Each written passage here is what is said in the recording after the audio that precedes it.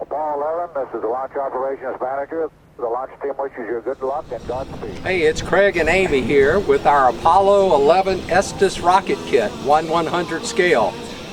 We're going to be excited to fly in the drag race and hope to show our skill at building model rockets.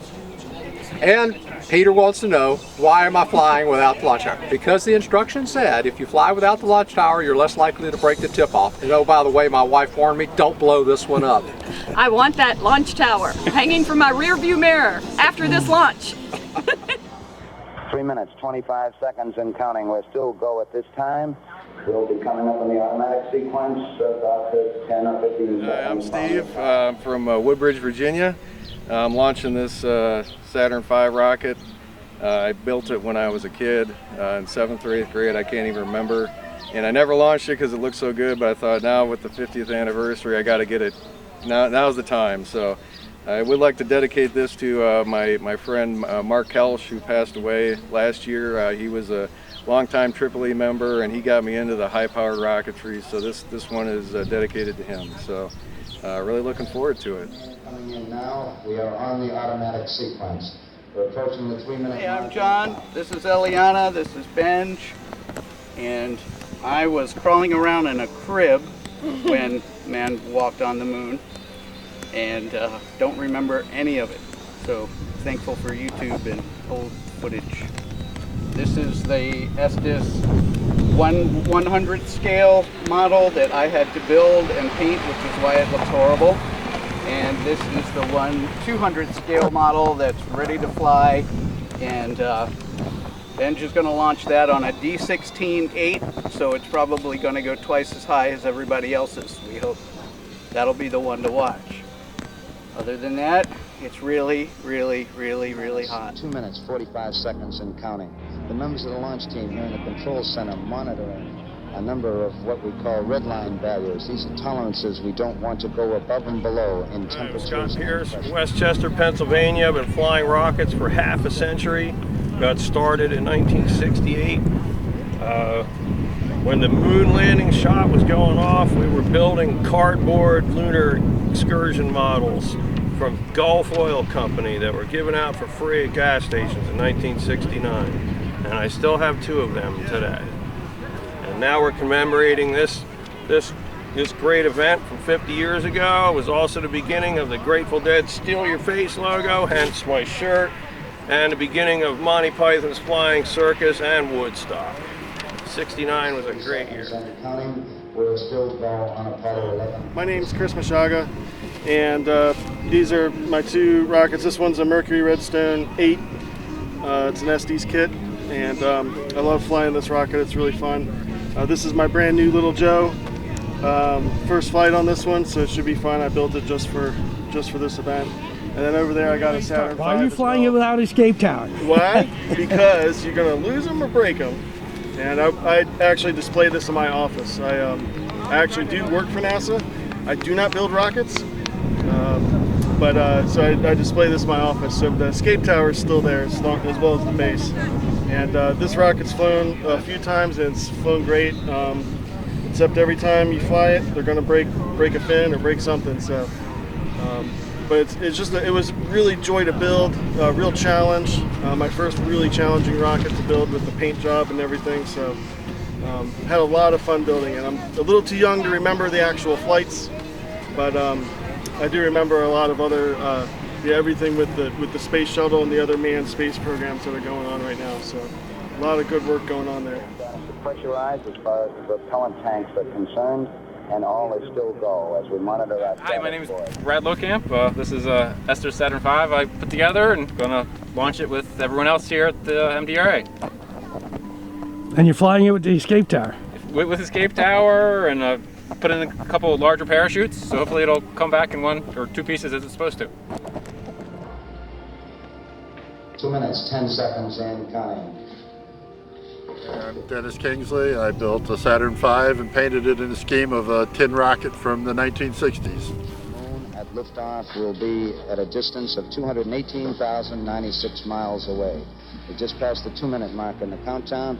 T-minus 1 minute, 54 seconds. My name's Peter Arbish. I built a Saturn V. I was 7 years old when man landed on the moon. I remember it vividly as it was yesterday as I watched it on a 19-inch black and white TV. So I'm really excited about the 50th anniversary of the Apollo 11 moon launch. T-minus 1 minute, 35 seconds on the Apollo mission. The flight to land. My name is Meredith Campbell. This is my Saturn V.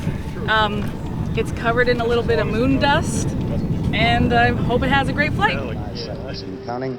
Our status board indicates the third stage completely pressurized. 80-second mark. Hi, my name is Adrian, and this is my Saturn V, and I decided to go with the reverse paint scheme just to be different, and hopefully it survives and doesn't fall down into too many pieces. 17 seconds leading up to the ignition sequence. Yeah, my name's Glenn. This is my copper Saturn. I just didn't want to do white and black. My wife had already claimed black and white, so I figured I'll just do copper and black because, you know, why not? I like copper and black rockets, so, you know, and I'm sure it's going to fly very straight. Being, you know, it almost sort of looks like a full metal jacket Saturn V kind of thing, so I'm going for the real projectile look. 60 seconds and counting. We passed T-minus 60. 55 seconds. I live in Maryland, and I have a pink rocket. Not so much for decoration or because it's cute, because it's easier to find. Here you go. It's been a real smooth countdown. We passed the 50-second mark. Power transfer is... I'm Bob. I'm from Maryland.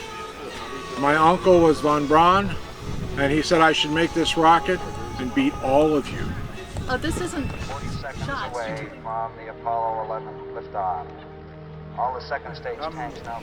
Go on. I'm Mark Emerson. My wife Carolyn. Hello. This is our Saturn V. We were 11 years old and 10 at the time of the original moonwalk, and I was at a party for my dad's softball team. It was the first time I got to stay up past midnight. It was an amazing thing, and it's what inspired us to get into doing all this stuff. And happy to celebrate the 50th, and that I'm still around for it. Thanks. We are still go with Apollo 11. 30 seconds and counting.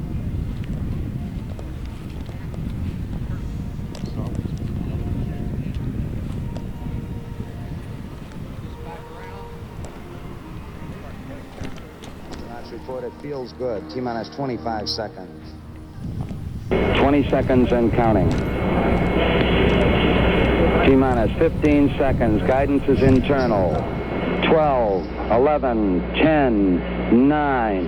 Ignition sequence starts. 6, 5, 4, 3, 2, 1, 0. All engine running. Liftoff. We have a liftoff. 32 minutes past the hour. Liftoff on Apollo 11. We have a liftoff. 32 minutes past the hour. Liftoff on Apollo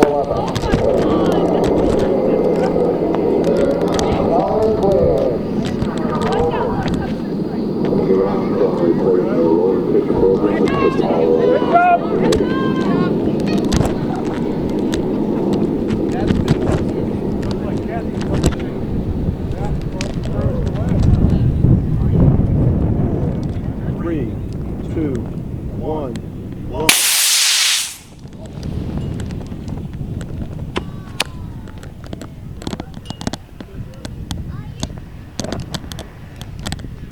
Oh, I think I got you, Peter.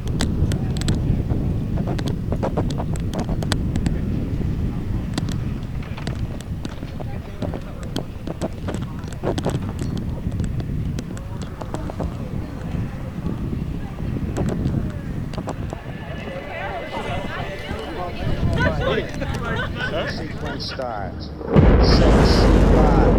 4, 3, 2, 1, 0. All engine running.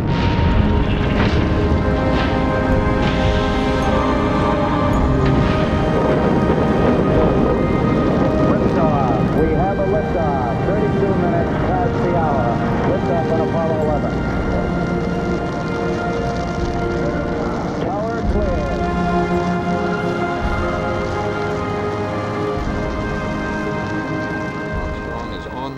Neil Armstrong, 38-year-old American, standing on the surface of the moon